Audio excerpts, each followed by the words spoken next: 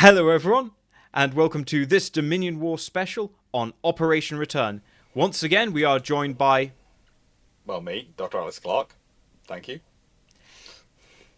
And once again, and this time round, we're going to be taking an in-depth look at the doctrine and organisation of the various fleets involved.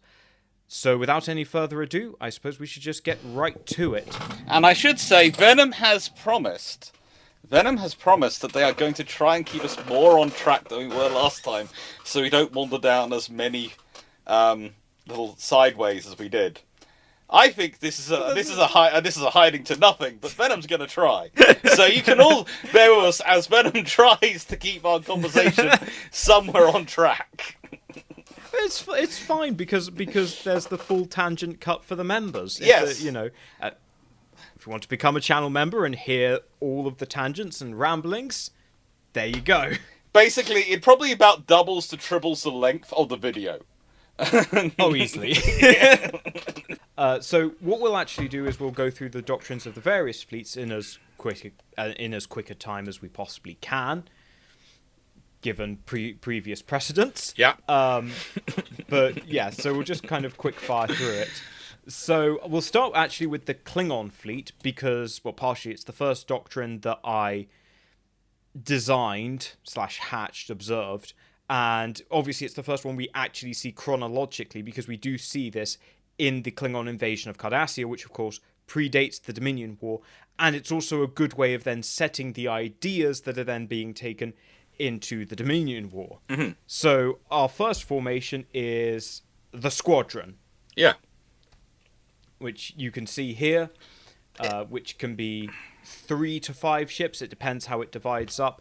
And in the Klingons' case, it's led by a major.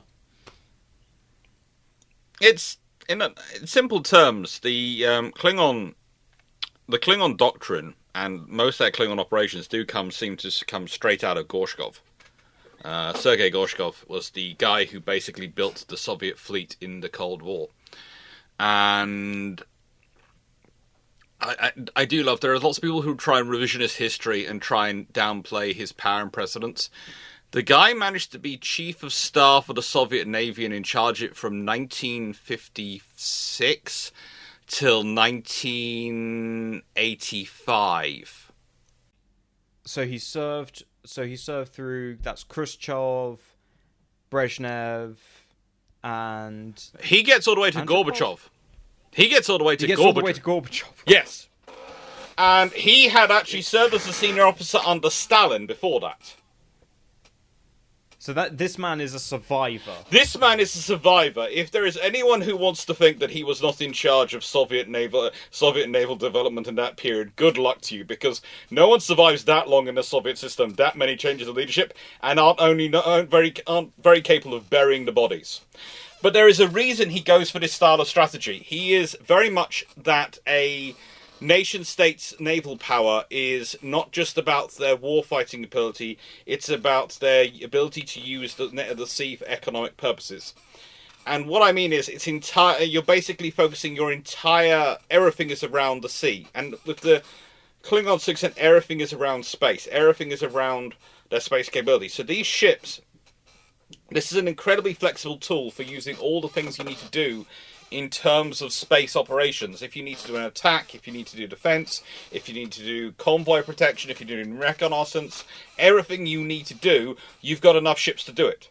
And that's the point, realistically, because the Klingons, they don't have this idea that you should send ships out solo for 5-year missions as a routine course.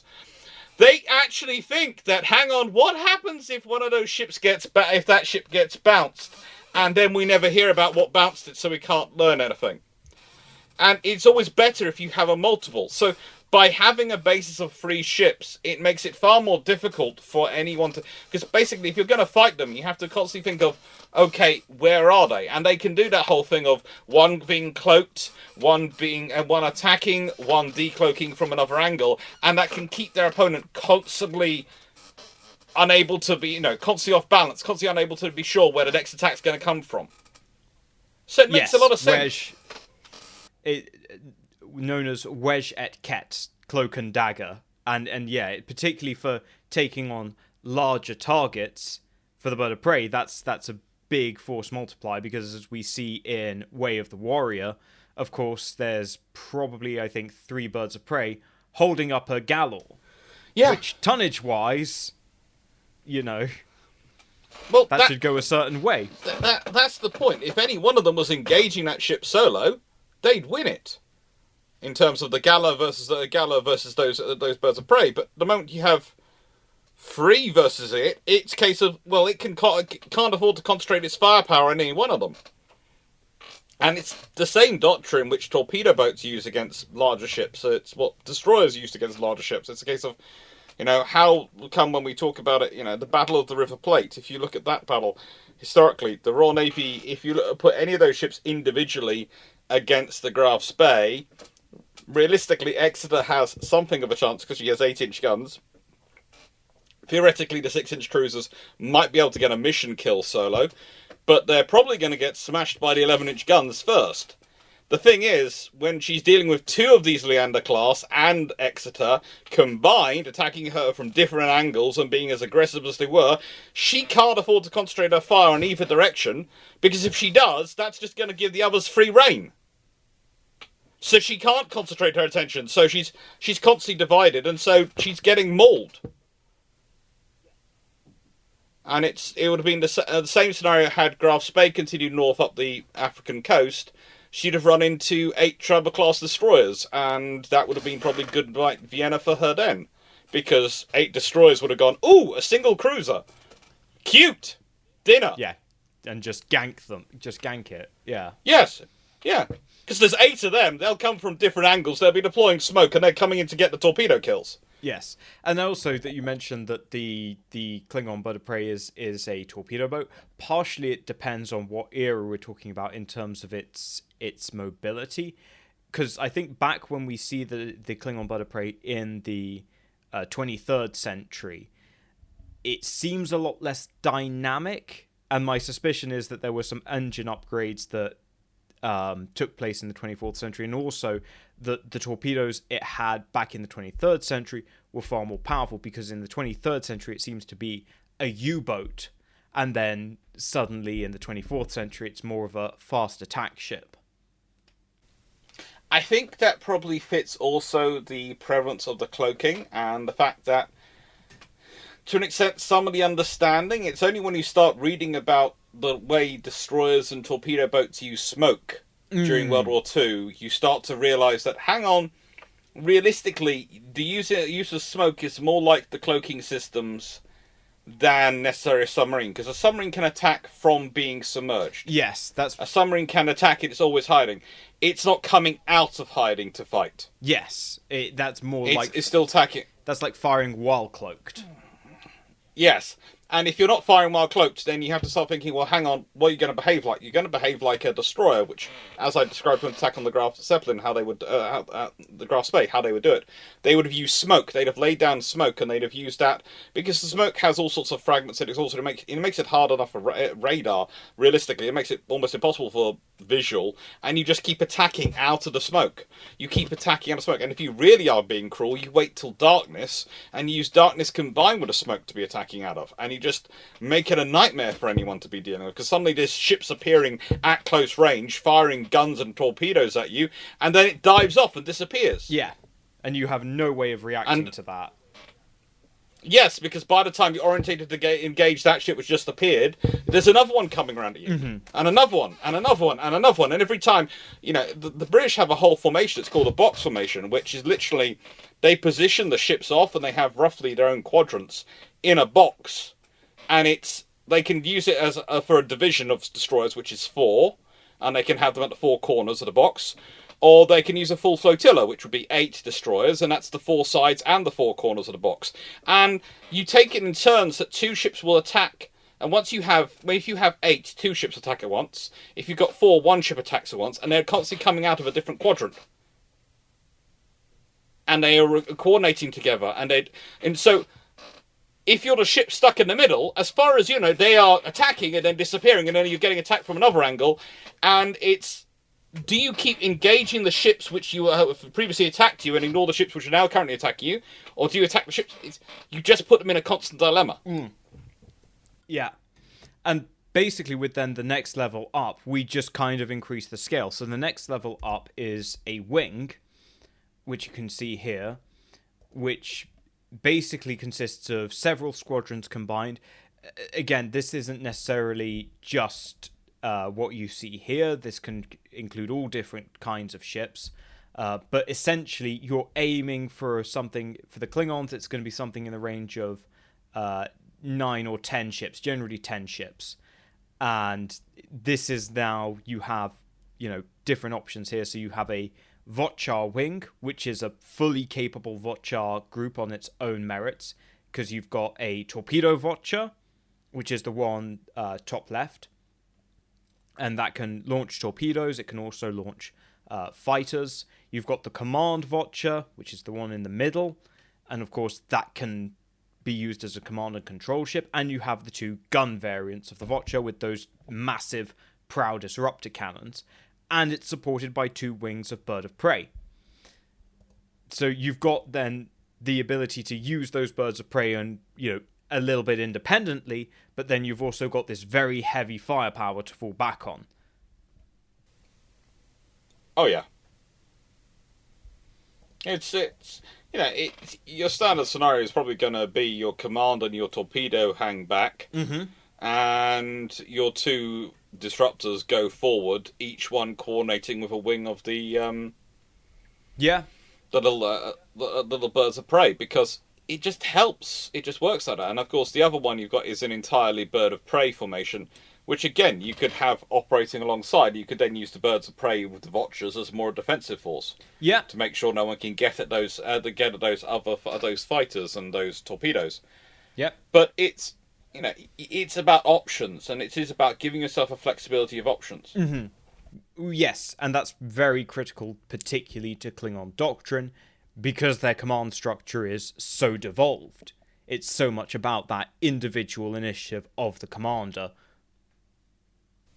And to be honest, that reflects in the fleet they build, because they're going to have to build what to use the phraseology we'd use a lot today, and this does come about in the 1920s first, the phraseology, so it's old, but it's very much current.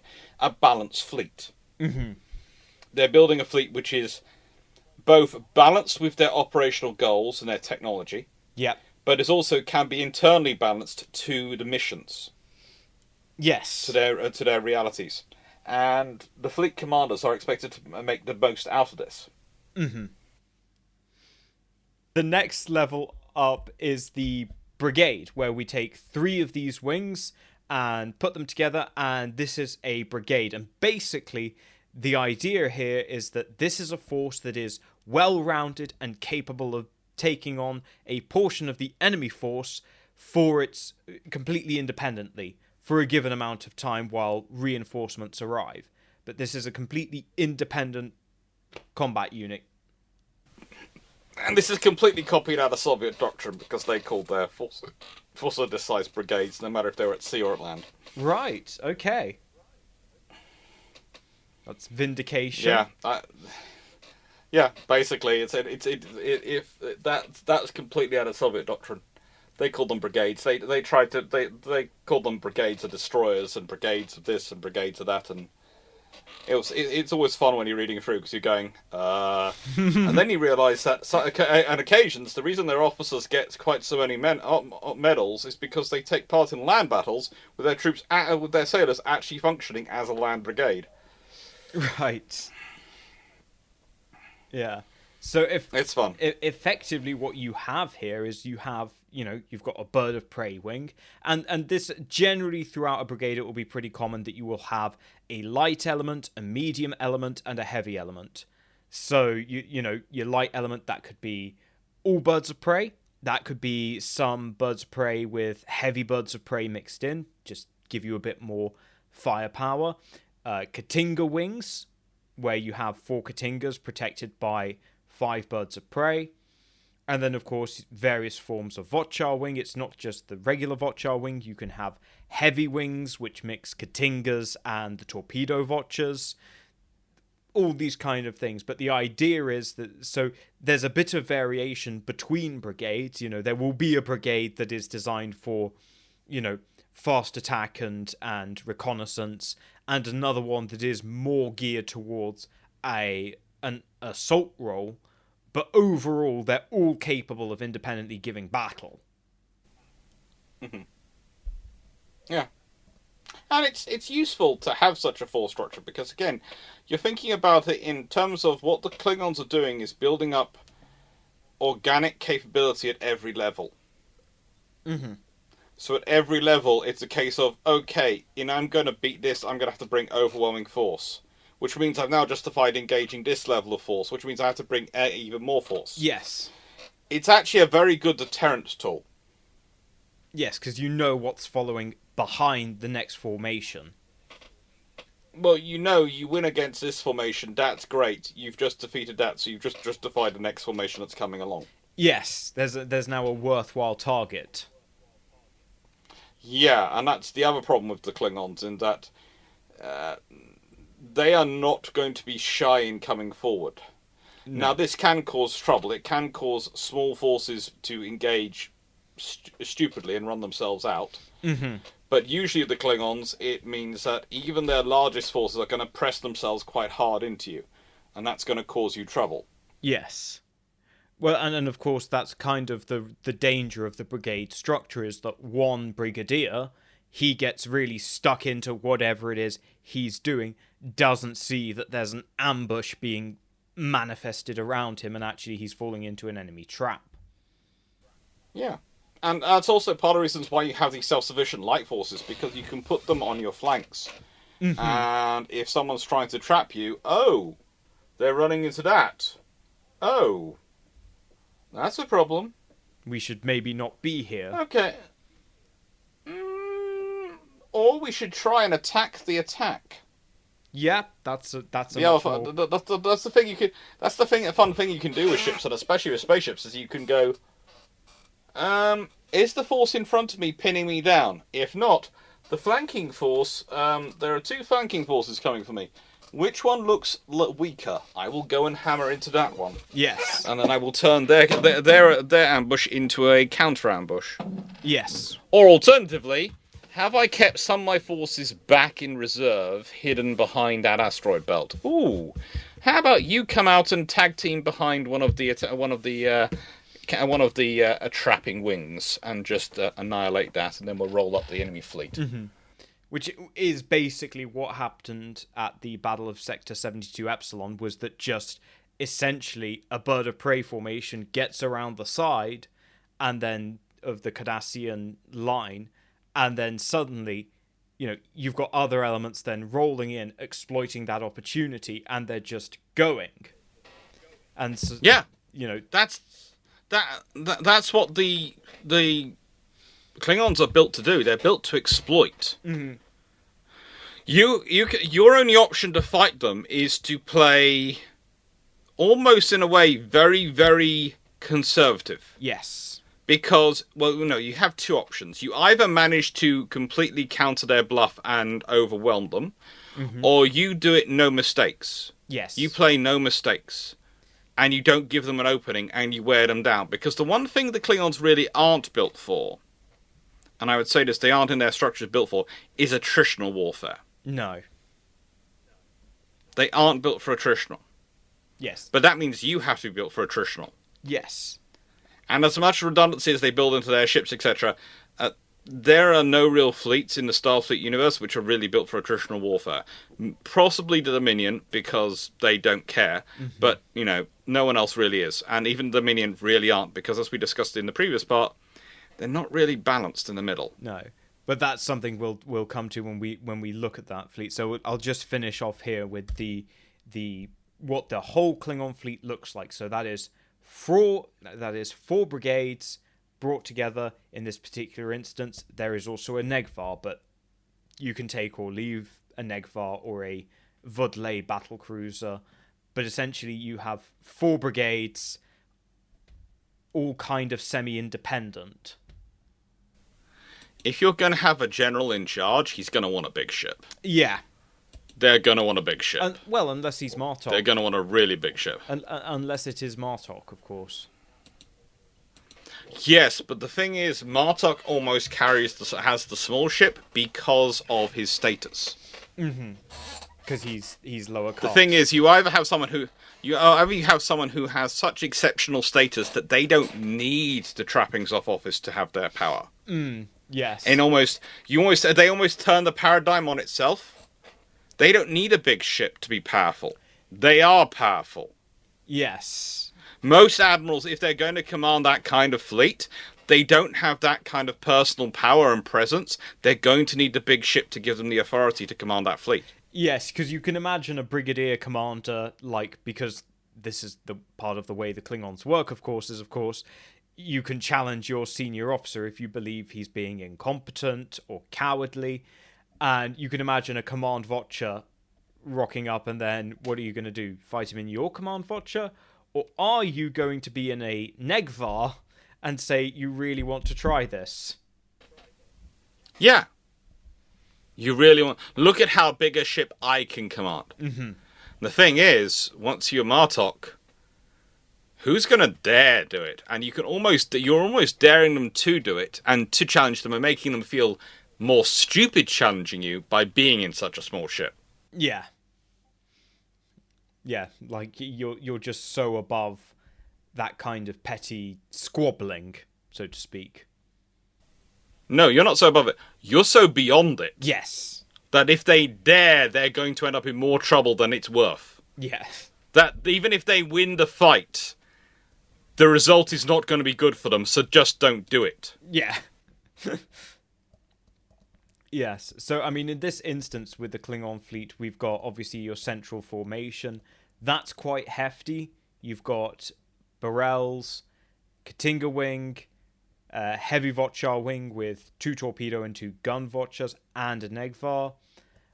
And then off either side, you've got another heavy Votchar wing, a mixed wing, or what we'd call just a regular Votchar wing, and some birds of prey, and then regular Votchar wings, and then you also have mixed wings as well. Yeah. But essentially, you've got that ability to just kind of adapt to what is going on, and you've got battle groups that independently, or brigades that independently don't look that different, but are slightly adjusted for different tasks.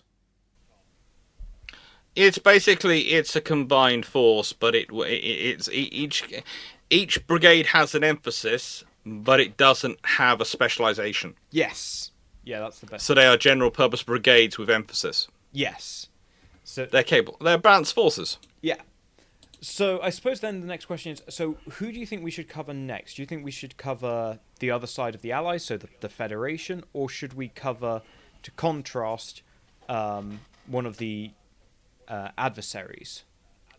Oh, let's do the adversaries. But I'm just going to disappear because I just heard a knock on the door. I'll be back in a second. All right. Back to business. So you said you thought best thing to do is cover an adversary next. Yeah, go on. It's more fun that way. Yeah, sort of bit of a mix. So we'll cover the Cardassians then. So, and also that kind of lines up with the Klingons because, of course, they're the first two that actually meet in conflict well before the Dominion War. So our first Cardassian unit is a troop.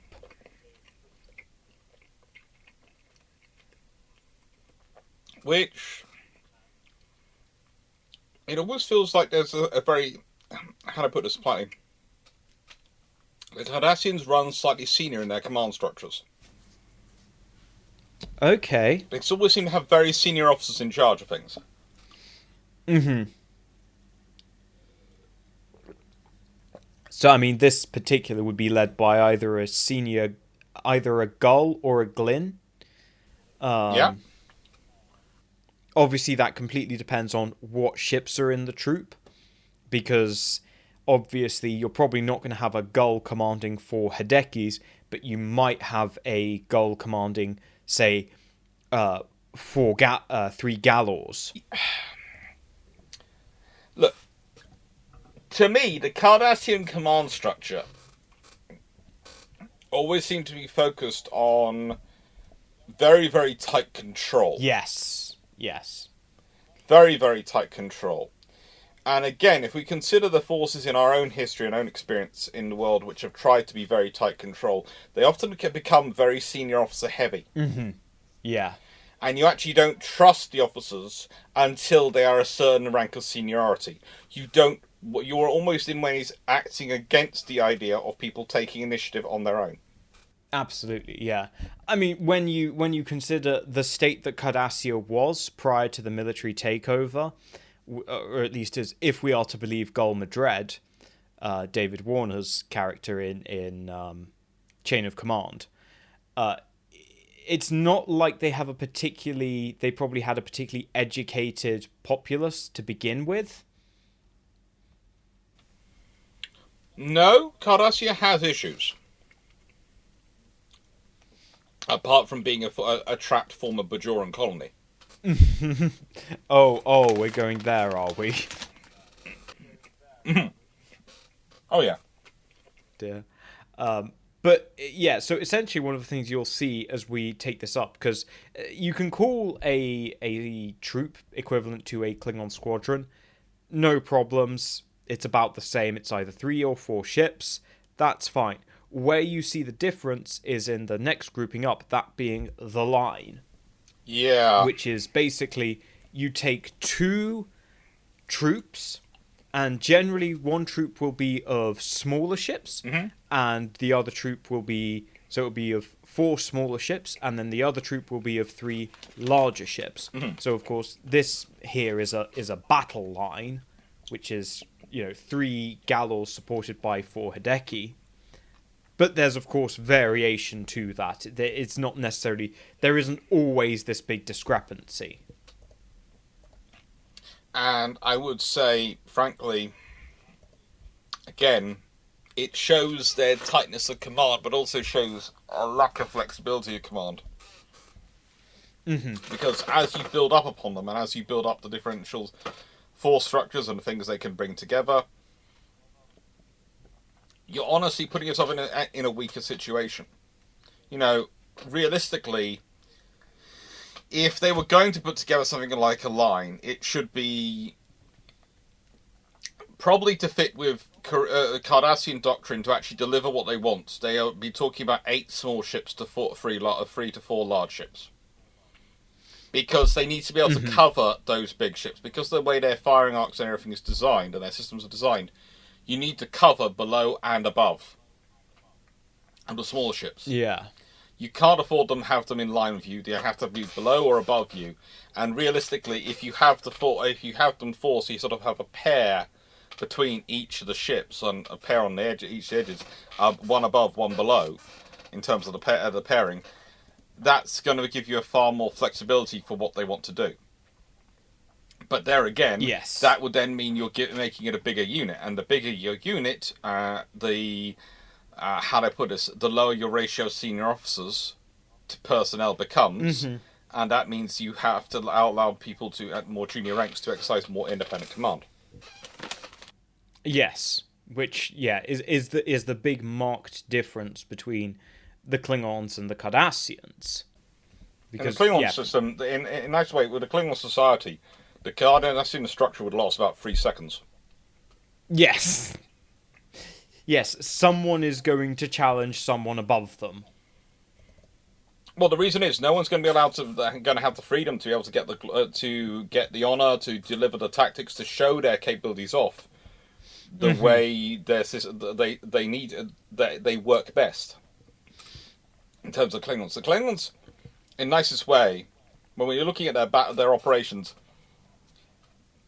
they have a loose concept of battle plan. They more have a war-fighting philosophy than a battle plan or a doctrine. Yes. The Cardassians are the type who will have a plan down to, you'll maneuver at this speed, at this position, you will change course exactly this time, by this many points to starboard to port, you will then do this, this, this, this. And it will be literally a very incredibly prescriptive command system. Yes, whereas like the whole point of the Klingon command system is like you have the general who is in command of the fleet, and his job is essentially to point his ships in a direction and say go. And in many ways, this is why the Cardassians get their behinds handed to them by the Klingons. Because the Klingons can adapt to things far more quickly without the orders. That whilst theoretically they are more easy to make fall into a trap, the Klingons will take advantage of mistakes more quickly because it doesn't have to go up and down. And also, it puts less pressure on their senior officers.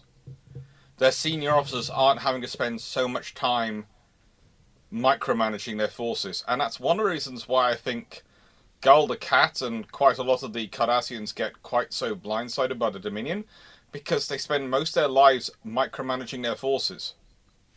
Yes. Having to, by the very nature of the systems. You know, it's why Damar's chosen by Gul Dukat. He's decent at doing paperwork. That's literally his only redeeming feature. Basically, yeah. Yes, and whereas the Dominion, they're a lot more devolved in their command structure to an extent. Well, the Dominion are specifically structured as a pancake to give the founders the most power possible. They don't want there being a potentially command structure where people could rise up in position to challenge them. So they don't want there to be that structured command structure. Yes. Yes, it's basically a two-tier command structure. Are you a Vorta? Are you a Jem'hadar? There's none of this sort of, pyramid of authority like you have in Cardassia. So essentially what then happens is you take a line and you put 3 to 4 of them together to form a division. Unlike the Klingons, because this is effectively equivalent to a brigade, unlike Klingon brigades, which are quite independent, they all are capable of giving battle on their own account, and I'll bring up the diagram of the order here as well. Divisions are specialist elements, so you will have your main battle division, your light division, your artillery division, your assault division. Yeah, that makes sense. If anyone is a ground force structure, it is the Cardassians. Mm-hmm. It is the Cardassians. This has certain advantages. It means in a big fleet engagement, everyone knows what they're doing. That can look like an advantage on paper. Mm-hmm.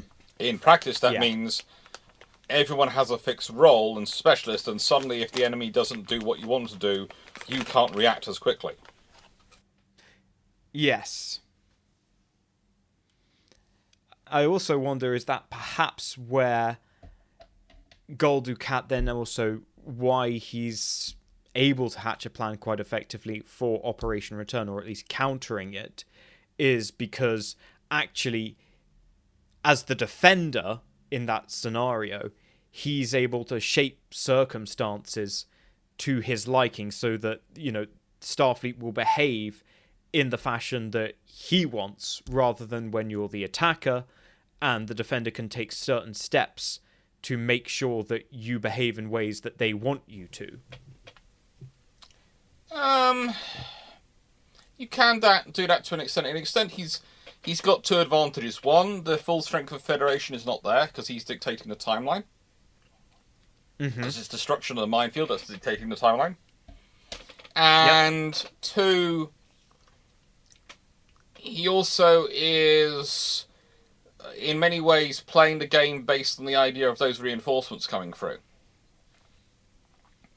So he's prepared to take risks because if he is outmaneuvered, which he, of course, never believes he's going to be because he's Cardassian and he's a very senior officer, and therefore his plans are going to be perfect because, of course, they're going to be perfect because he's a very senior officer and he's got very tight control of his forces, so they're going to do exactly what he wants them to and execute his brilliant plan brilliantly because they're going to do exactly what they're told. Yes. Well, if the enemy do overwhelm one section, Don't worry, it doesn't matter. Essentially, there's going to be a whole fleet of generalists coming through, or courtesy of the Dominion, who are going to do exactly what he's going to tell them to do. Yep. And they'll be able to stabilise any problem. And remember, again, he's banking, in many ways, his battle plan is banking on, A, there not being any Klingons there, because there weren't any Klingons there when he's preparing for the fight, and B, that the full strength of Starfleet's not going to be there. Again, because it wasn't available. Yeah. I mean, on one of those, he turned out to be absolutely right. It just turned out that he was wrong on the other account. Oh, they arrived late, but because the moment they arrived, they basically caused trouble for his force structure. Yes. Because he's all set up to fight one type of battle, and suddenly he's opened a gap. And the thing is, again, when he's dealing with Starfleet, and Starfleet's ability to actually command and control the battle, if he tried that trick in any other scenario of, I'm going to let my light ships go free and I'm going to pretend to opening a gap on pretty much any other fleet in the Star Trek universe, that would have been instant annihilation. Yes, yeah. So, I mean, like, what you see in this Cardassian force structure is you have your battle division, that's, Galor lines, your artillery division, which consists of Brinox and Versads. They use a combination of... So the Brinox are the ones with the wide wings, and they just pelt torpedoes. The Versads, they have lances, long-range phasers, so they're sniping, and put those together. Then you have a recon division or light division, which is of various forms of destroyer and frigate. And then you have your carrier/assault division, so Keldons and Echoes, and the Torn End carriers. Mm-hmm. So each of these all together as a fleet, this has got a lot of capability. Yes. But the issue is, of course, all of these capabilities are split up under different commanders, and obviously they're going to be told to point their guns, point their assets, their firepower in certain directions. And that's ultimately being done by the legate in command, the fleet commander. Well, let's think about this honestly. If you are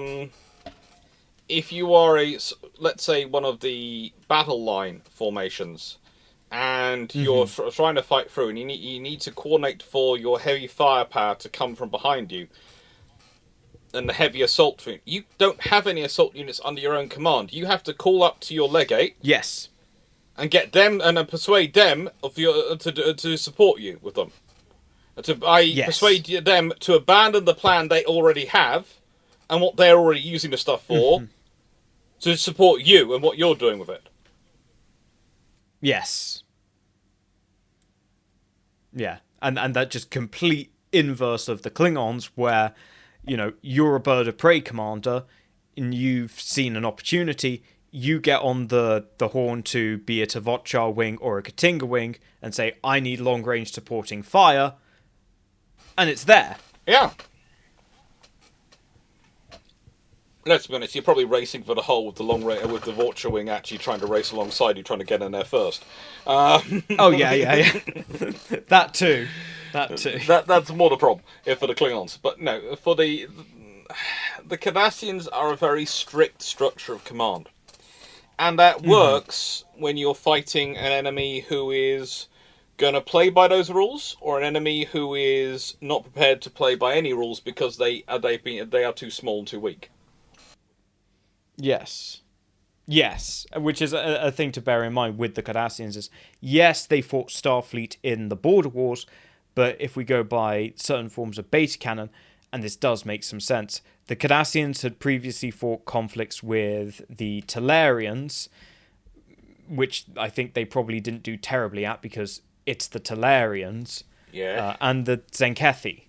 Yeah, and they're going, these are smaller states which probably don't have big fleets, and so if you just show up with a big, phalanx of ships, that probably goes quite a long way. Yes, whereas with Starfleet, the reality is that war hadn't covered the Cardassians with glory. And if they've been fighting anyone else, again, of the major powers in the quadrant, honestly, they probably wouldn't have got off as nicely as they did. No.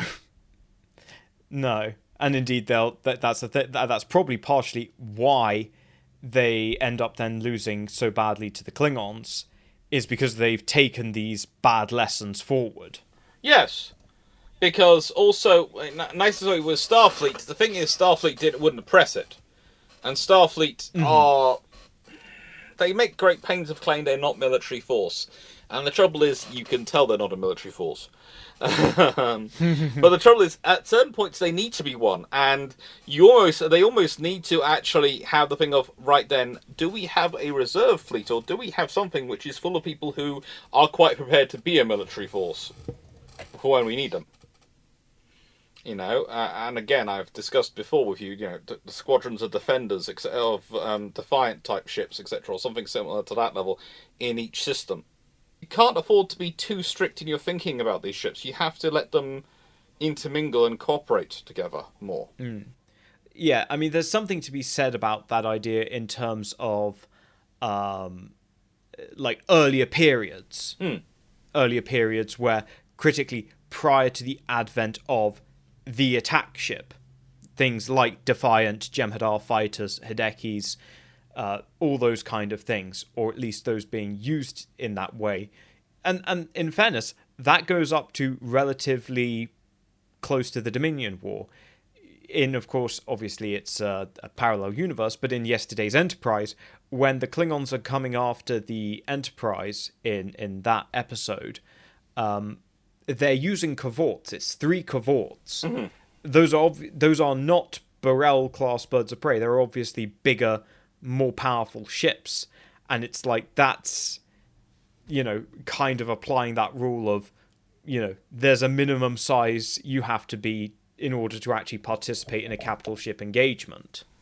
Well, yes, but also if I want to make absolute certain I'm going to destroy a capital ship or that level of vessel, I'm going to deploy my equivalents.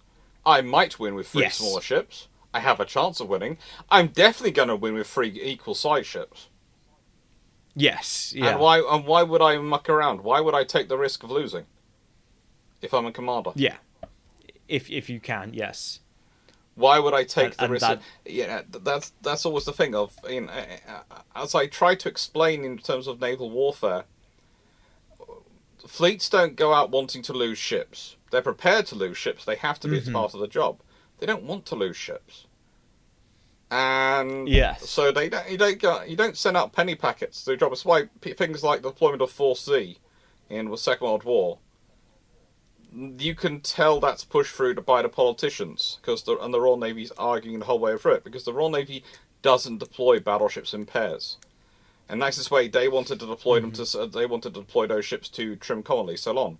Why? Because there are 4 R-class battleships operating there, and an old carrier. And the idea was, well, then you've got 6 capital ships and a carrier together, haven't you? Mm-hmm. And that's, yes, 4 of those are R-class battleships. Yes, they are old ships. Yes, they are not that great. But it's still 6 capital ships as a status, not 2 capital ships. But I think we'll come back to the Allies now and talk about perhaps your least favourite fleet. Oh, good lord. Starfleet. Look, so I know they're supposed to be the good guys, and I know being the good guys does cover a lot of sins in every television program and all these other things. But seriously, what the fricking are they on? It's like, I know what you're going to show me now. I know it's going to be their 2-ship formations, and it's just a case of, why? Why? Yeah. So the most basic form of formation used by Starfleet is a 2-ship pair. Your basic wingmen situation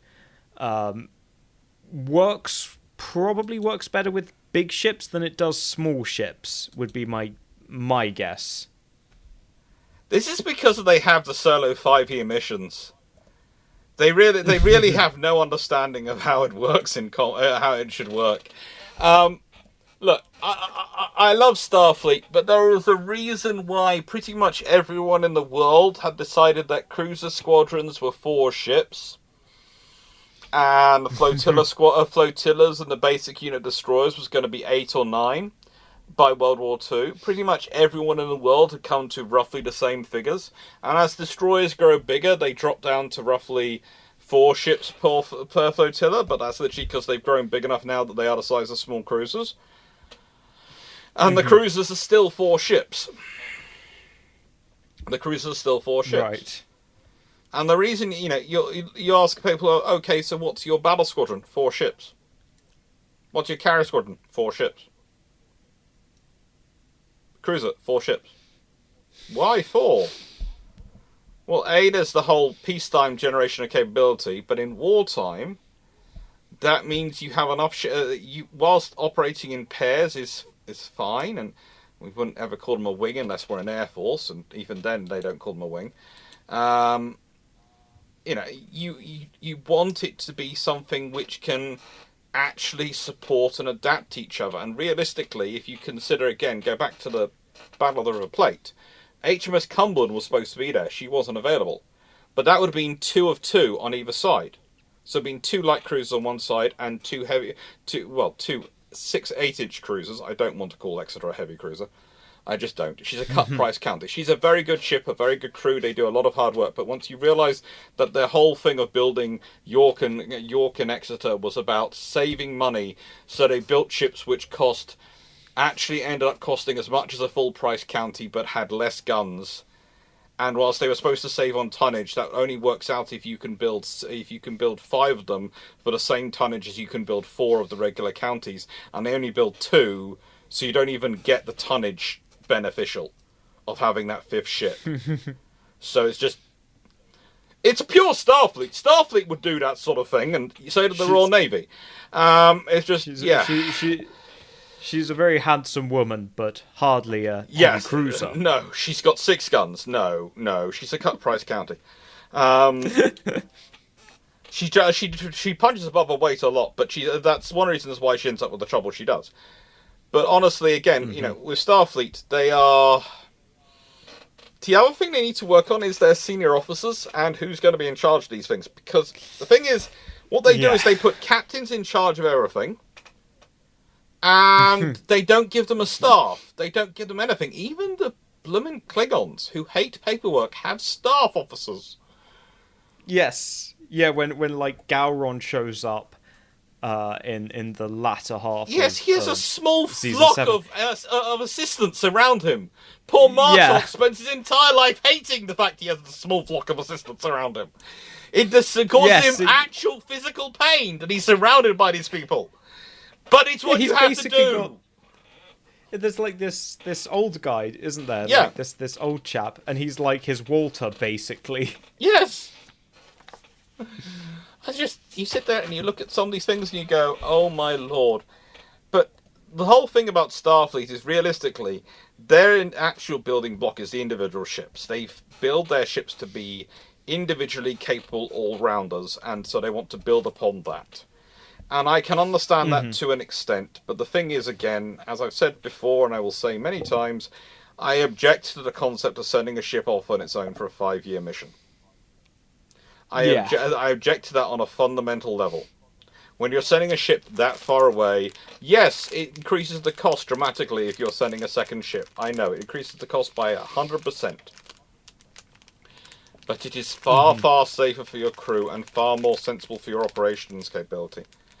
And far more sensible for the survivability of your forces that you have that second ship along. Because you think about how many scenarios would have been avoided if they'd been 2 ships deployed.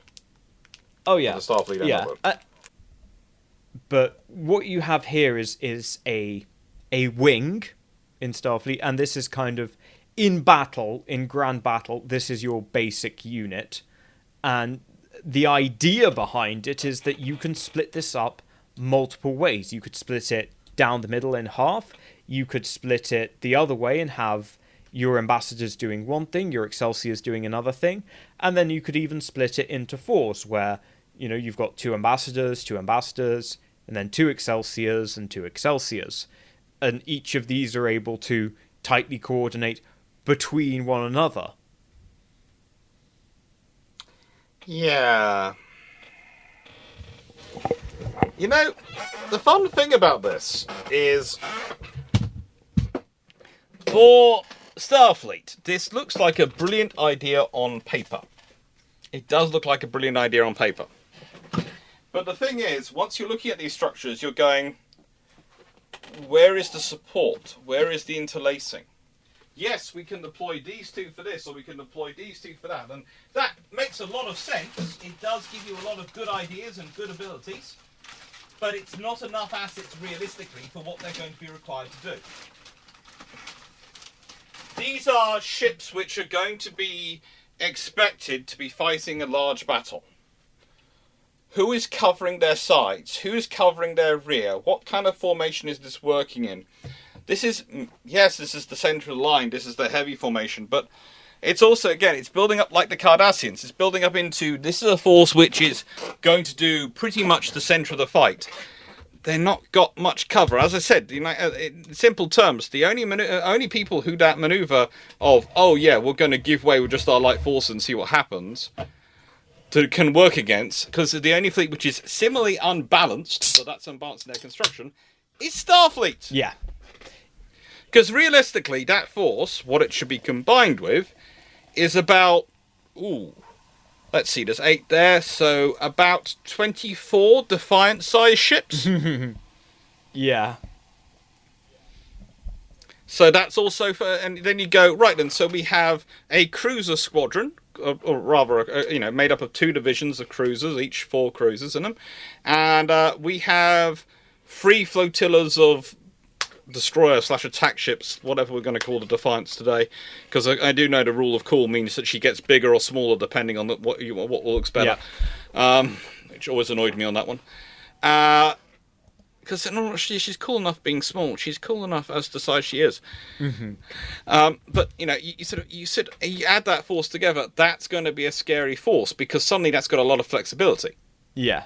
You can have a big ship with some little ships going off and doing things, or you could have the big ships being your heavy hammer, while the little ships are harassing the enemy. You can do more of that with the.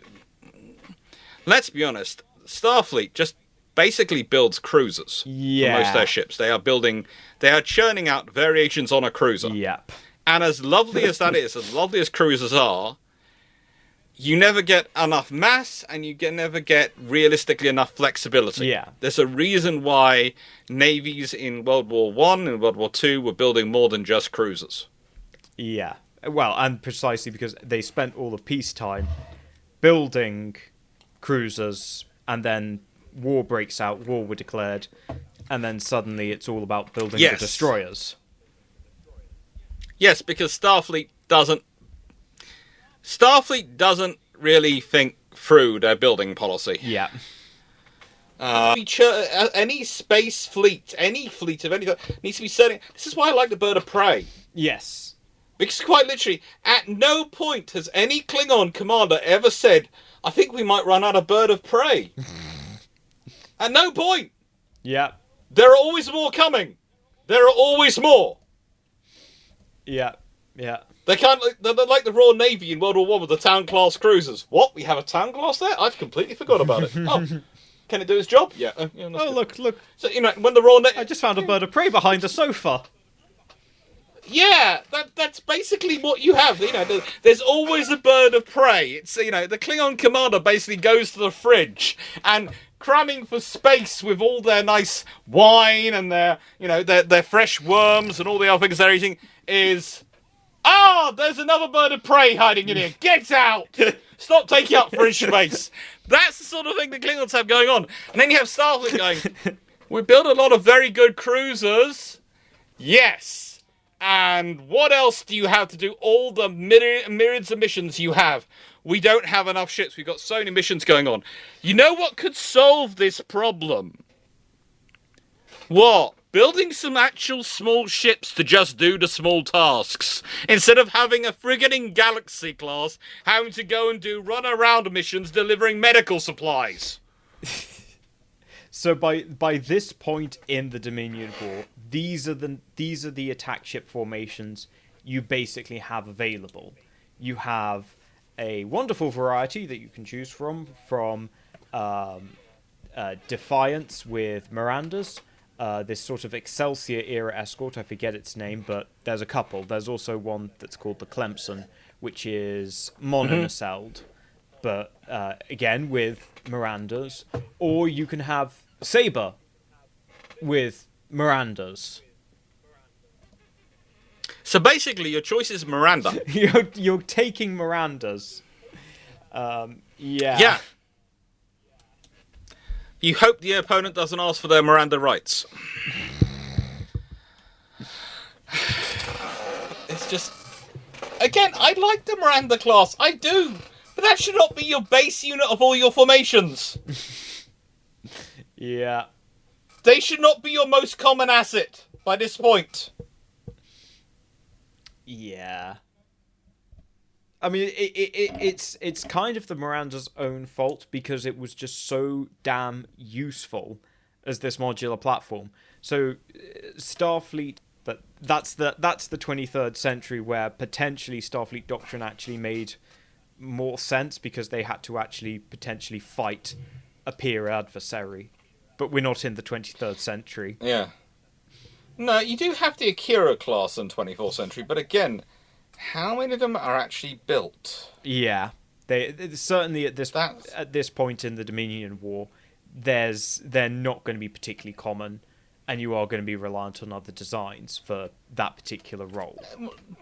The fun thing is, they were actually built because of the issues with the Cardassian Union, and they were built as a response to the Borg threat, and yet, how many are built? How many are built? You know? This is just the problem with it. It's once again, you start looking at the Starfleet, and they keep doing these. For the size of the Federation is, penny packet runs of these very lovely ships, but not enough. And that's one of the reasons why the Mirandas last longer as long as they do. Because they're the last class which has literally been allowed to be built as many as they need to. Yes. Yeah. I mean, yeah, you're more likely in this point in the Dominion War to see these as your support wings, which is a variety of... You've got the Andor Mark II, which is take the idea of an Andor and apply it to the Excelsior, and then the Freedom, because that has a Lance Phaser turret on the bottom, and that's a common factor. Then you've got, again, Freedoms combined with Springfields, torpedo pods, presumably, and then you've got Arbes, which are like the 23rd century torpedo boat. These were used very rarely. I will point out they were used at the most desperate point of the war.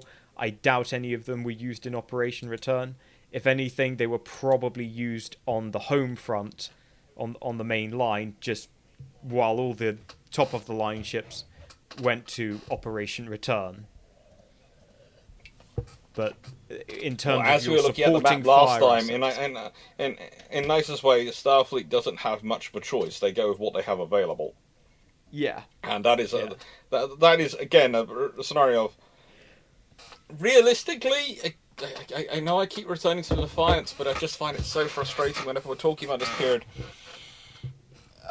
If you'd just been churning out ships Defiance-sized in numbers, you could have crewed them alongside your large ships, and you would have had so much flexibility. You could have made that a modular design where you could have literally added on pods like the Miranda class. Mm-hmm.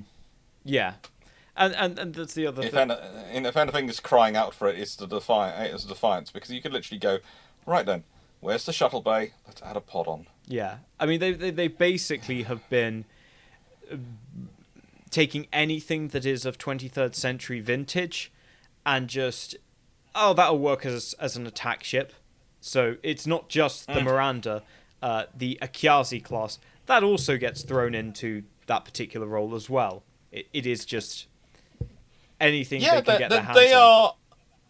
they are showing their lack of construction and the fact that, thank Lord, someone has preserved these ships. I'm not sure who they are. They must be about the only person in Starfleet who has any military understanding in their body, has actually preserved these ships. And gone, actually, we will need numbers. Look at how blooming big we are. Yeah. Well, of course, it was in Unification. There's the Zakdawn graveyard, and the Zakdawn are meant to be these master strategists.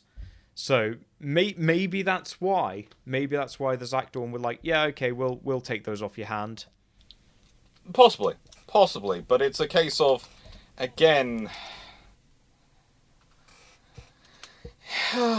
it just would have been. But of course, the trouble is, every time I think about the Zakdawn, I think about the fact that one of them got so pissed off trying to have a battle against Data and ended up crying. Because all Data did was, instead of trying to play to win, play to a stalemate. Yes. Yes. And you said again, if you're a master strategist and you're dealing with that, you don't get you in the nicest way. You should not be screaming at the person. You should be being amazed at them and going, "Oh, that's a cool idea. You have played this to the point at which I can't win, but you can't lose." And that's a beautiful strategy, and that suddenly becomes a challenge of how do I make it to make you then make a maneuver which looks like the sensible maneuver under your criteria, but is actually going to open up for me to get through. But yeah, so that's kind of like the problem you have is if you have someone who is not an opponent that isn't aggressive, and that's again something that of course Dukat has. He knows that Sisko's aggressive. Yeah, he knows that Sisko has to be aggressive. Because the time is working against Sisko. So Sisko's in a situation where he's forced to be aggressive. But yeah. Yeah. So we move on here to the battle group, which is where we take 4 of these wings and we put them together. And we have here a battle group, which is a little bit more... It's close to a Cardassian division in as much as it is still... It's generally cohesive in terms of tonnage. It's going to be close to ships of a kind, all in a battle group. But Starfleet Doctrine, I call it Sandbox Doctrine. It's very much left up to the individual fleet admiral to work out how best to use the ships that he has available to them and what formations to combine them together in. It is more flexible than the Cardassian system. It is more. I will admit that. And honestly, again, though, the problem is, though, if you are going to use ships like this, if you are going to do this kind of scenario, you do need to be slightly more. How do I put this politely? You need more staff work. You need more. You need to be able to give them the information so they can best adapt. So you can adapt them. You need to have intelligence coming in through. You need to have a lot of information. You need to have teams of people because. One of the things that always annoys me with Starfleet, and I know I've said this before, but said it again, but the fact is they basically go, right, and you're going to run a fleet, but we're not going to give you any extra officers. So your officers who are running your ship are now going to be your staff for running your ship and running the fleet. And, we might not have enough senior officers, so you might have to deploy some of your senior officers out. And he's sitting there just going, oh, for goodness sake, please, just...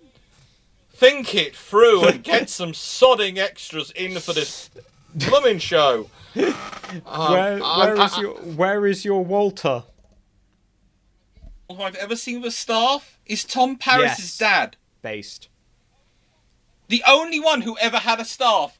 I'm not sure which writer managed to blackmail which of the budget gremlins on Voyager for that episode, but they finally gave an admiral in Starfleet a staff. Yeah. It's amazing. Paris, I did a little bit of expansion in my Dominion War episodes to give him more of a role. But he's probably my favourite Starfleet admiral. And he's the only one who ever had a staff, so he's the only one who can actually run Starfleet. So probably he is the one who actually thought about having ships in storage. I'm going to give that to Owen Paris because he actually has a staff. Yep. That would make sense. That would make sense.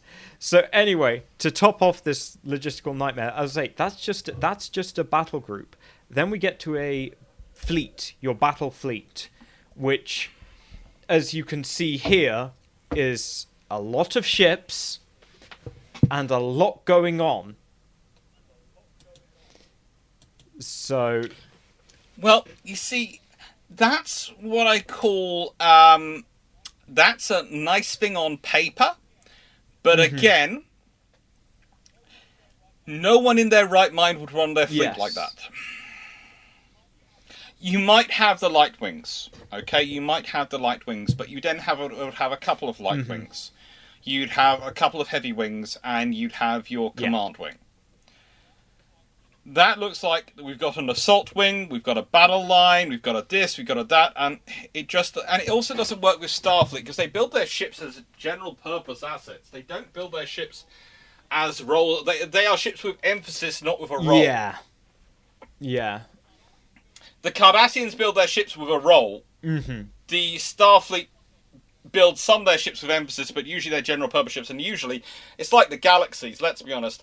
They are as built and as they tend to poodle around in space outside of wartime, pretty much large cruisers. And then you can quickly take them in, and you can take advantage of the space inside them to turn them into a carrier, into an assault ship, into what is de facto a battleship, but we're not going to call it a battleship because we're Starfleet. And you sort of sit there and go, well, yeah. Also, ultimately, that's not enough nebulas. If I'm going into battle, I want more nebulas. I mean, given that, and you can see this by this size comparison, it is basically like having another Galaxy class. If anything, yes, but people don't consider them the same as the Galaxy, so I want more nebulas so I can get them through the budget returns. I will save money for you. I will order nebulas rather than Galaxies. Yeah, okay, that's a good point. So there's a little bit more variety built into each of these battle groups. So that cruiser unit, you have inbuilt a capability of sort of fighting in the line, but you also have, with the Cheyennes and the Centaurs, that ability to act as a pursuit element. You've got ships that are, quick and fast and able to do exploitation. In that sort of support group, where you've got Springfields and Freedoms, they can do this long-range supporting fire. Similarly with the Akiras and Norways, they can be a bit more aggressive about it because they're more modern, so they can get a little bit more stuck in. And then you've got a wing of just Constellations and Curries. They're basically there to serve as escort carriers, so provide the fleet with some level of fighter cover. Yeah, and this is the thing that's always annoyed me about Starfleet again, is they just don't have enough fighters. They don't do parasite craft enough. They really don't. I do sometimes prefer beta canon because they actually put in more parasite craft. More fighters, more things, and it just makes life more sensible. But again, don't take this the wrong way, but when I look at your big Starfleet formations, you know what really depresses me?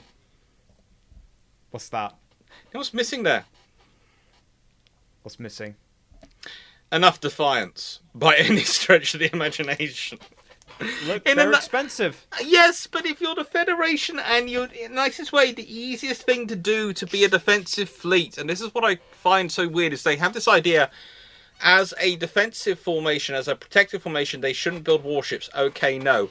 But you'd still want to build escorts / patrol ships to defend yourselves as a defensive force. And the thing is, usually defensive, how fleets signal they are defensive in nature, is they build a huge number of those, and their force is basically focused around that structure.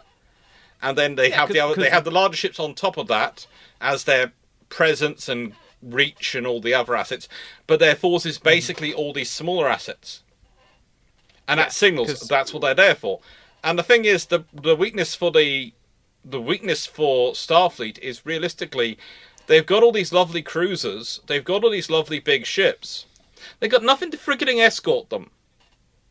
No. And think about their weakness versus the Klingons. What can the Klingon forces do in that scenario? Their birds of prey can get in amongst them.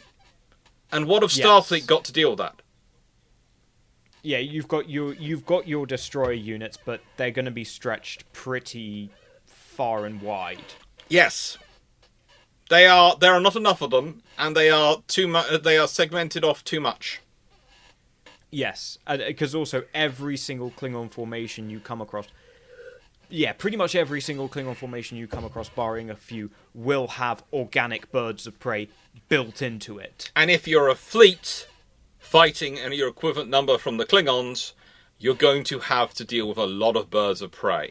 And honestly, yes, the Klingons, if they're being sensible, you probably find yourself facing multiple fleets. Oh, yeah. And also, it's like, you might say, oh, well, Galaxy class, Ambassador, all of those that are big, heavy ships, they can handle it. Yeah, but your support ships, they probably can't handle it. And the thing is, your bigger ships are going to be busy dealing with the Klingons' bigger ships. Yeah. And then it's going to be suddenly your long-range supporting fire is just getting overrun by birds of prey. Yeah. Yeah. It's in a nicest way. Starfleet tends to win the single ship actions, but realistically, most power, in a nicest way, the fact that they're winning the single ship actions, it's more a reflection over the individual crews involved than necessary, and the fact their ships are good all-rounders, than their fleet tactics and their fleet structures and formations. Even if you think about it in a nice way, if you think about those fleets as patrol assets, right? And area control assets. That doesn't work. Because your ship, you've only got 4 of ship, let's say. 4 galaxies, 4 nebulas. Okay, well those are very valuable assets. What do you deploy them out with? What are they going to go out on patrol with? Who are they balancing in with? Are you sending a pair of galaxies? Well, that's going to... If you lose that patrol group gets lost, then you've lost half your galaxies. If you send a nebula with a galaxy as its patrol mate, you've lost a quarter of your heavy units. Yeah. So generally, just to reassure you, but Starfleet does not stay like this during the Dominion War. I know they don't, because they suffer losses and they actually have to evolve. But no one stays like their original fleet structure once war begins, because a lot of the new builds never keep up pace with the losses. That's also one of the reasons why the Royal Navy and the US Navy's flotilla strengths drop from 8 to 4 for their destroyers.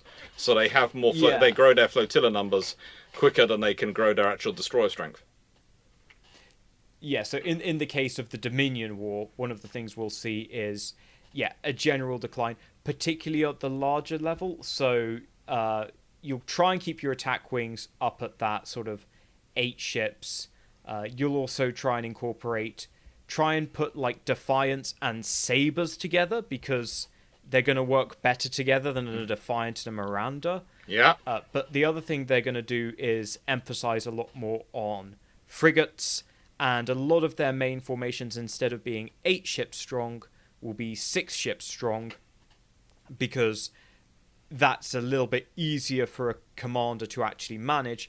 Yeah. And also, it actually means that you're less casualty tolerant, which is kind of better, in that you're going to lose fewer ships before you decide it's a bad day. Yeah. Whereas if you've got 8 ships compared to 6 ships, you've got a lot of ships to burn before you probably decide to withdraw. You've lost 3 ships and you then decide to withdraw, whereas if you've got 6, you lose 2 ships, you decide to withdraw. Yeah. Yeah, exactly. And that adds up quickly. Yeah. Yeah, it doesn't look like much in the unit per unit basis, but you spread that across an entire fleet that is, fighting every single day. It's going to stack up. It does. So, speaking of attrition, do you think we should now cover the Dominion fleet, or do you have any other final thoughts on the Federation, or are you Have you exercised those demons? I never exercise the demons, but we'll move on to the Dominion fleet. So, moving now on to the Dominion then. So, really, this is refreshingly simple. So, our most basic Dominion unit is this. The Squadron. Yeah. This will feel somewhat familiar. Yeah. It works, though, and it fits with them. It fits with their scenario. Mm-hmm. What I find mildly annoying is that they will claim there's a Vorcher in charge of it. Yeah. I mean, maybe there's a Vorter on one of them. I don't like the idea, because especially if you go from an army's perspective. A Vorter will be in charge of one of them, but this is what I find annoying, is that you basically have... One of these will have a Vorter aboard, and realistically, it should be still at a Jem'hadar at this level. Yeah. I mean... Because this is a small enough force, this should still be Jem'hadar. But this is the problem that... basically, how the Dominion structure their forces, they have the Jem'hadar do the fighting, and they almost have it run by political officers, which are the Vorta, who might not be any good at fighting at all. Yes. Probably aren't. Their tactical sense is not amazing. No. Whereas the Jem'hadar, they are... that's the one thing you can say about them. They have very good tactical sense. They know their business. Pretty much, the Dominion have divined their forces in a way that they are never going to be a threat to them. But this is why they don't want a force structure which is going to be a threat to them. Exactly. So if you have Jem'hadar that are capable of operating independently, well, we know what happened, because there's an entire episode where Cisco gets roped into taking out this band of rogue Jem'hadar. Yes, but where he first meets Wayun. But the thing is, the Jem'hadar also choose loyalty. Yeah. Yeah. Yeah. There are some Jem'hadar which don't, and some Jem'hadar which do. But the Dominion aren't in the scenario of wanting to take risks. No. Well, and especially when, you have these living weapons. It's kind of fair enough. Yeah, but you've made them as that. That's true. And I'm not sure. Might you have a Vorta on all the ships, because you have to have someone to administer the white? I mean, you might. I mean, looking at the crew complement of a Jem'hadar attack ship, it had a crew complement of 42. Which is actually quite a lot for a small ship. And again, should it really be all Jem'hadar? Should the Jem'hadar be working as engineers? Yeah, this again. We've had this discussion before, in that the Jem'hadar, they are supposed to be your entire war fleet, ground fleet, super soldiers, everything. They are basically the equivalent of the Republic clones. Yeah. From Star Wars, and you sit there and go, it's a nice idea. Not necessarily a sensible one. No. Not at all. And again, it's trouble is with having the Jem'hadar do everything. It's also then you have a problem because of their short life expectancy. Experience. Yes, and when you're talking about running engines and things like that in space, or even combat command, honestly, that was always the thing which made even less sense about to me. But I put it through the prism of, if I want to maintain control of this force, I don't want an informal power structure to build up, so therefore I need them to die young. Yes, well, I was about to say, you're going to be subjecting them to so much attrition that you avoid anything like that ever developing. Mm-hmm. Yeah.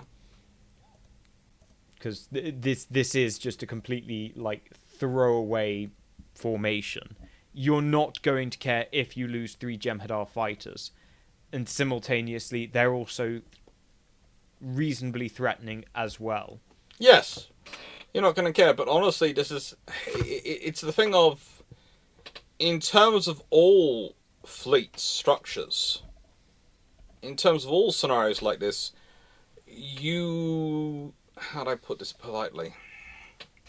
You should have this as a scenario. You should have in there ships and formations at a lower end, which are ships which, whilst you don't never want to lose a ship, if you lose these ships, it's not war ending for you. Yes, yeah. And again, you look at World War II. Look at what the Allies were using. They were losing a lot of corvettes, a lot of sloops, a lot of frigates, a lot of escort destroyers, and all these assets being built by the 100, pretty much. Mm-hmm. You lose them. You don't like losing them, but you lose them. It isn't going to cause as much trouble as if you lose a battleship or a carrier or a cruiser. Yeah. And that's the trouble with a lot of the structure in the previous group we talked about, the Federation. They are this cruiser fleet. Every loss will hurt. Yes, every loss will hurt, and every loss will count, and every loss will add up. So, essentially, we go from that very simple squadron, 3 ships, to the battle groups. Or the battle group. There is only really one. You can basically... There's 2 kinds of battle group. You can have a battle group with a Jem'hadar battle cruiser, or not. In which case, you just have 9 Jem'hadar attack ships. That can be done. It's I think it's basically was their mothership just killed. But essentially, that Jem'hadar battlecruiser is there to serve as 2 things. Number 1, command ship for the 3 squadrons. And number 2, fire, and as well as that, fire support and the ability to directly engage a capital ship. Yeah! Might anyone who finds that mildly depressing as a force structure? What, in terms of its just brutal simplicity? It's brutal simplicity, but it's also it's going to sound strange, but there is no gradient there for experience, for development. No. And you are now giving a very unbalanced, lopsided formation to Vorcha, who have the tactical knowledge and understanding of a something which has been dangling from the gallows for a few days, to commanding this, and you've got a load of Jem'hadar aboard them, and they're going, well, what are the Jem'hadar?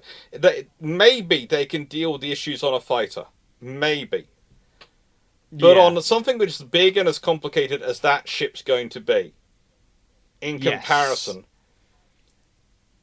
Where are your engineers? Where are your science specialists? Yeah. Where are the people who will take years to train again? And I realise someone's going to come out and go, well, the Jem'hadar have accelerated learning and all these things. They do. They do have accelerated learning for things they are very much interested in.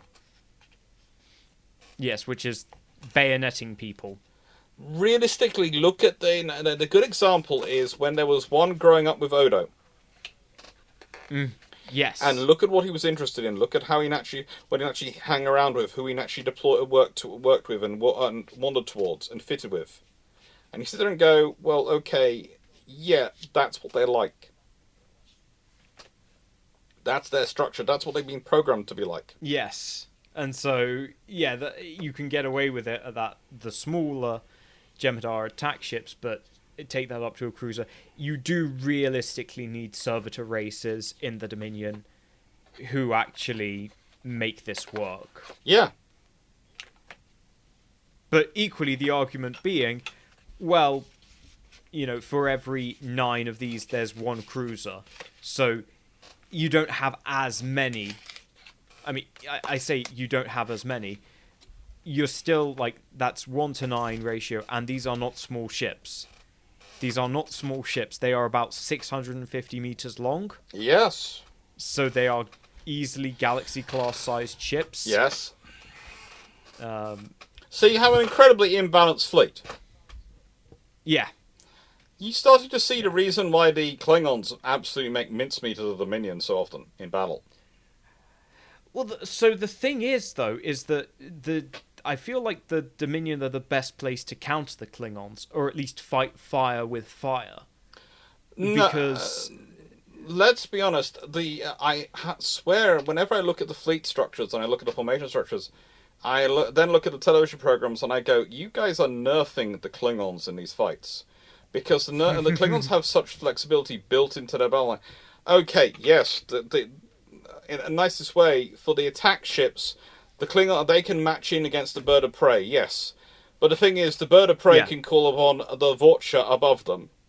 While there are enough larger other Vorcha to counter and keep these battle cruisers busy, which means, in the nicest way, the small attack ships find themselves fighting a battle where they're fighting ships with equal maneuverability with them, birds of prey, engaging them one-on-one, and the Vorchas occasionally going, "Oh, you've got into my gun range. Bang! Oh, you've been annihilated.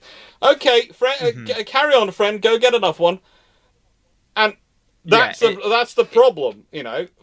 This is the trouble when you're taking an unbalanced thing. This is why, to an extent, the Dominion, when they match in with a Cardassian, they suddenly make that work because they have the mobility and the flexibility.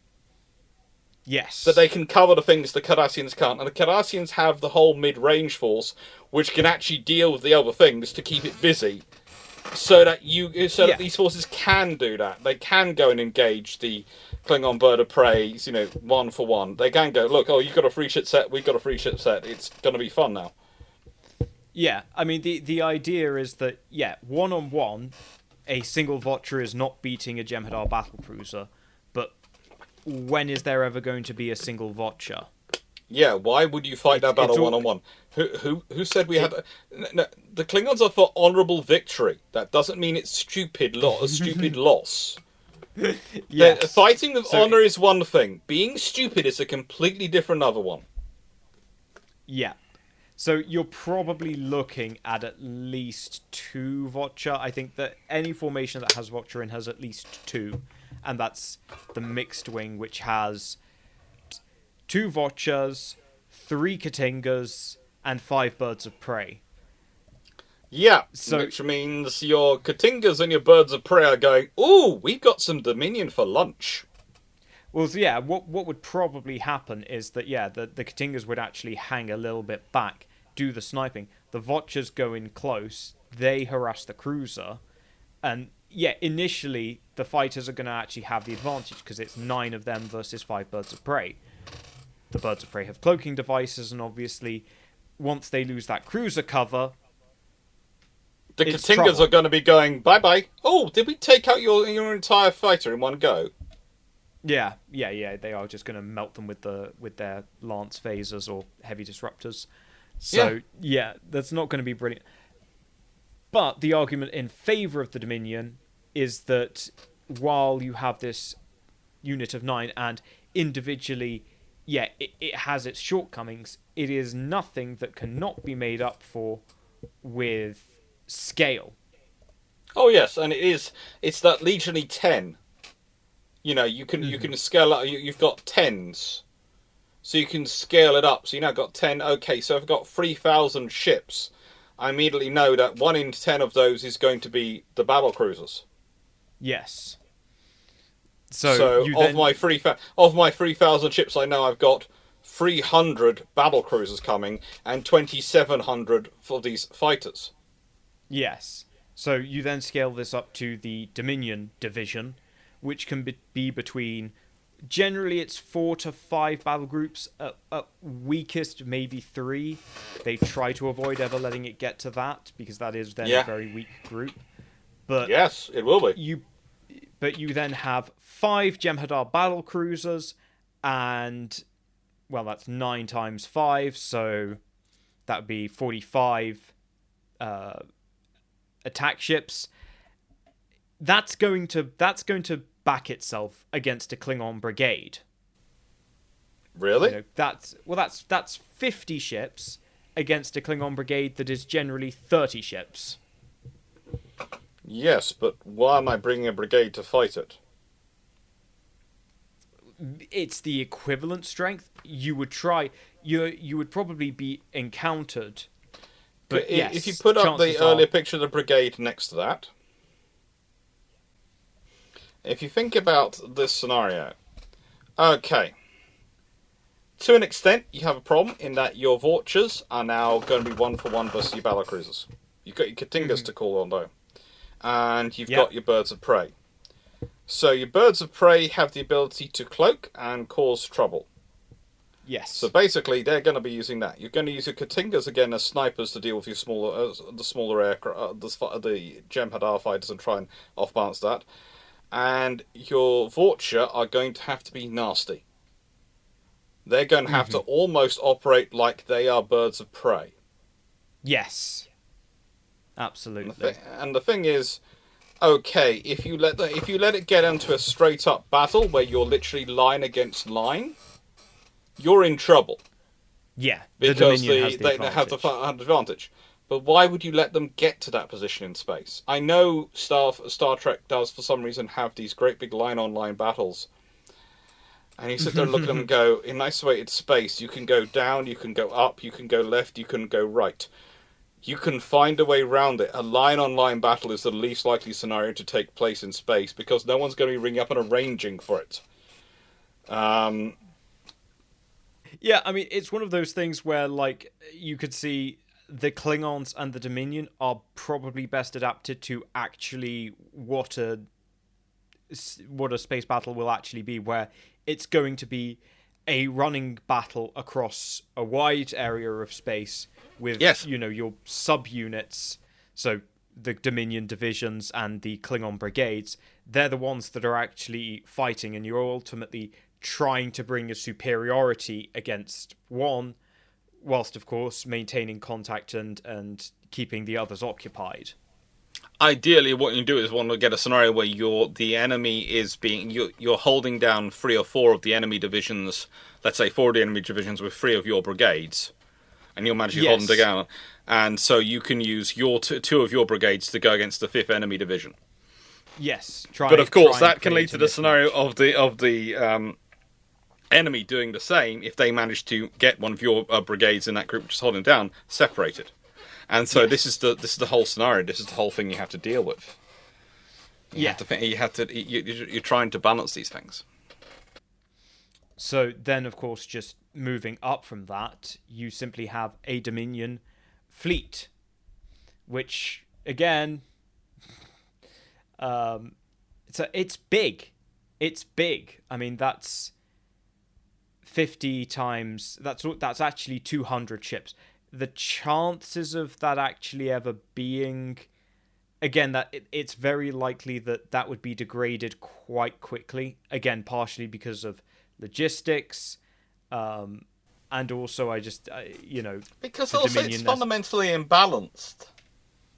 It is fundamentally imbalanced. It's a case of, okay, in the nicest way, the Dominion fleet in this scenario reminds me of the US Navy prior to World War One, where they have very few cruisers. They've spent all this money building the standard battleships and Congress hasn't given them the money to build the requisite escorts and everything else that they need. So they're using their oldest torpedo boats still. They're stretching them out at the beginning of World War One, all these things.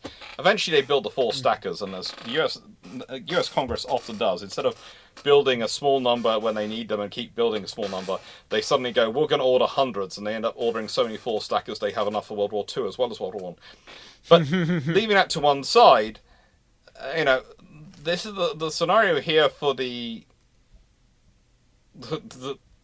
Dominion is, again, they've got a fundamentally unbalanced force unless they've got an ally to provide all the middle ships. Yes. Because, again, yes, you've got this thing of, as you point out with the Klingons, yes, you can match the Vulture with your battlecruisers and be very confident. You can probably be okay with enough, if you have enough Jem'hadar fighters, you'll probably be okay fighting birds of prey. But yeah, what do you do about Katingas? And then what do you do about all the cruisers that Starfleet's going to throw at you? That is the other problem. In the Starfleet, you're dealing with so many cruisers. And Starfleet, by the time they actually deploy some proper fighters, and by the time they actually have enough Defiants and things coming along, suddenly that's dealing with your own fighters, and your own fighters are having trouble. They're dealing with those ships. and suddenly your thing is your battle cruisers are going, oh, so it's okay, I can fight any one of these ships, but I'm fighting 6 of them. Yes. Yeah, exactly. I can't fight 6. I No. can be a tactical genius, I still cannot win that battle. Yeah.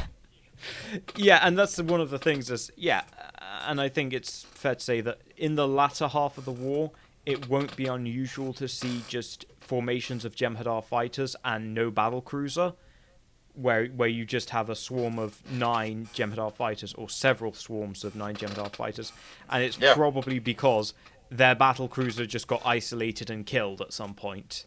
Yes. And that's a problem, because then you've gone from an unbalanced formation to a formation which is easy pickings for its enemy counterparts.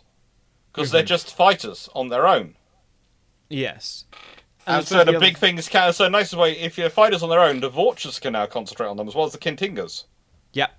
Yeah. And it's or sort of that... all the cruisers can. And it's sort of that thing of, if you've beaten them once, if you've beaten one of them, you've beaten them all. That's kind of the other problem, is that if once the enemy knows how to deal with this, there's no way to switch things up. The really strange scenario for me is what happened to the Odyssey, and the fact that it was the Odyssey, which was the Galaxy class, which was destroyed by the Dominion before the war even began, wasn't it? Yeah. And basically, they sent it out with some runabouts, and they sent it with runabouts, and you sit there and go, okay, so you've remembered that you don't need to want to send in a ship solo. But what have you sent in with it? Runabouts. And then the Dominion just pour in, and they show the Jem'hadar fighters showed their commitment to the cause by basically suicide running into the Odyssey. Yes, and it's not like the runabouts were annoying them, but I don't think they ever posed a particularly credible threat. They don't. And again, it's a case of, why are you deploying a single ship? Oh, it's a Galaxy class, it's impressive. No, it's not. Look at the size of their freaking battle cruisers. In fairness, we do not see the battle cruisers till much later. Initially... but in fairness, you already know it's a massive empire which spans multiple planets. The odds that they have a big ship is...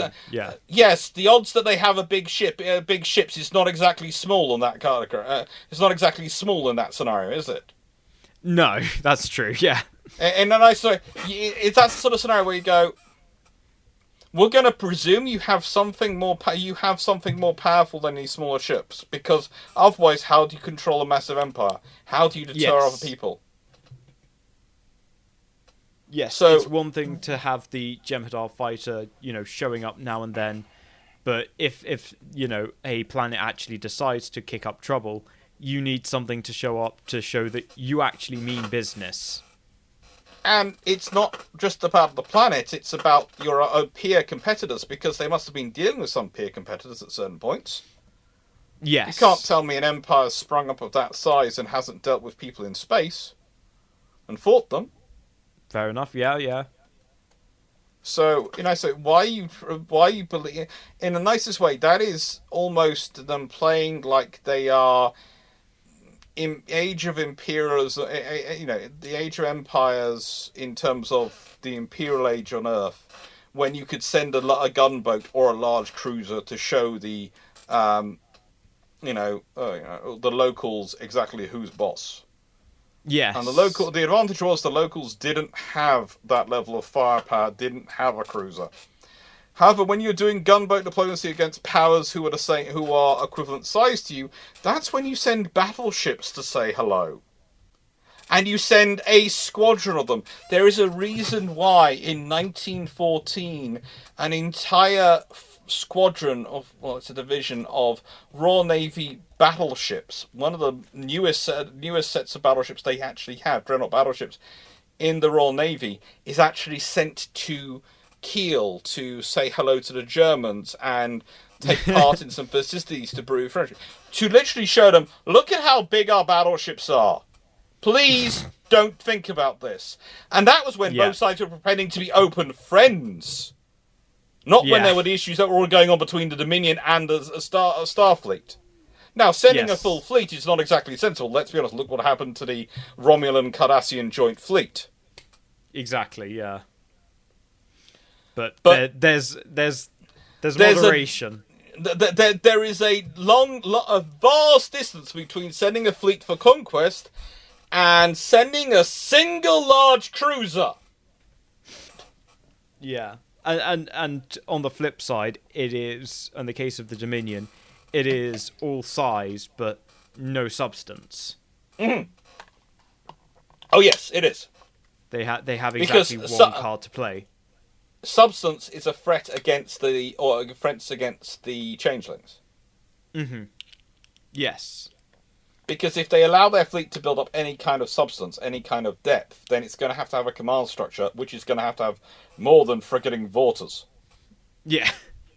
The thing I'm always surprised is that they have the Jem'hadar and the Vorters. They did tell us that they had other troops which they used for internal discipline and internal events, rather than Jem'hadar. And the interesting question to me which I would have thought would be, well, if that's the case, if you have internal troops used for those scenarios, and you have Jem'hadar and you have Vorta, wouldn't it be the scenario that you would have some of the internal troops mixed into your Jem'hadar formations and some of your Jem'hadar mixed into your internal troop formations to keep an eye on things? To watch each other. And it would be a surprise to me if the internal troops would also, because of the tendency they need to do to be involved in police actions, would have been, how do I put this politely, the more suited to maybe strategic command. And would have been the commander at lower levels. So instead of you having the Vorta commanding at the levels they command at, at the lower levels, you probably keep the Vorta aboard the battle cruisers. Doing staff stuff. Yes. And doing the staff work and being staff officers and doing those intelligence and those other things. And you'd have the internal troops providing the senior officers for these scenarios. And you'd have the Jem'hadar would provide... You guys are not going to listen at all to anything sensible. Okay, we're going to go over there. Why? Because the people who are coming over here are going to be the Vikings and we don't want to be in their line of fire. After they finish with you, we'll come back and we'll see if you wish to talk. Yeah. And that's what you'd have the sort of Jem'hadar in those forces for. As in a case of, now, do you want to behave nicely and deal with us? Or if you cause us too much trouble, that company of Jem'hadar over there will go from exercising vigorously to working out on you. Yeah. You wish to negotiate? How wonderful. Let's have a conversation. Yeah. Yeah, it's about having those ladders, those rungs on the escalation ladder. Yes. And as it currently stands, the Dominion kind of go from 1 to 100 very quickly. Yeah, they have nothing in between. Mm-hmm. Which also must really hamper the Vorcha when it comes to diplomacy, because they don't really have options. No. Well, it's either, surrender or we clobber you. Yes. But there's no in between. There's no showing an escalation of willpower. If they haven't bitten on your first carrot, they're not going to bite on it again. There is only one advantage it provides. Lulling your useful idiot allies into a false sense of security. Yes. And we've talked about this before. Yes. I know, but it is a case of it does mean that when the war is over and you've won the war and your useful allies are no longer useful to you, they're not going to perceive you as much of a threat because of the imbalance of your forces, so you can annihilate them quite in short order. Yep. And whatever you have, you either outnumber them or you outton them. Here's an interesting question to you. Considering their habit of genetically modifying their allies, their former allies, into their servants... Ooh. Let's be honest, that seems to fit with the story of the Vorcha, and probably the Jem'hadar if you look far enough. Yeah. What do they do to the Cardassians if they win? Well, What role do they turn them into their operations? I think that is an excellent question for the audience. Yeah. Yeah, so let us know in the comments below. In fact, what fate would befall any of the species in the Alpha Quadrant if they were to fall under the Dominion tyranny? How would their evolution be redirected and corrupted? Oh, yeah, the humans are far too productive for them. Or rather, far too reproductive for them. Yes. In that galaxy. The Ferengi would be fun. That could be interesting, yes. That could be interesting. But, I don't think we ever saw a changeling Ferengi, and I think it's possibly because to get the Ferengi mindset is just such an anathema to the changeling as a community. I don't think they could necessarily fake it. No. Yeah, I could see that. It's just a case of, because remember, to change into the form to pass as that sort of person, you have to completely inhabit that. Yeah. So honestly, the only option for you to try and be a changeling acting in Ferengi society is probably to pretend to be one of the subservient races and try and manipulate your way around that way. Yeah, and like climb your way up. What's the Grand Negus's manservant called? But yeah, the big guy. Mm. Yeah. But yes, I think that kind of covers it for the fleets and the doctrine of the doctrine of the various fleets going into Operation Return, because I'm just looking at the length of this recording. I won't tell the audience what we were discussing before we started this, because they'll bring it true.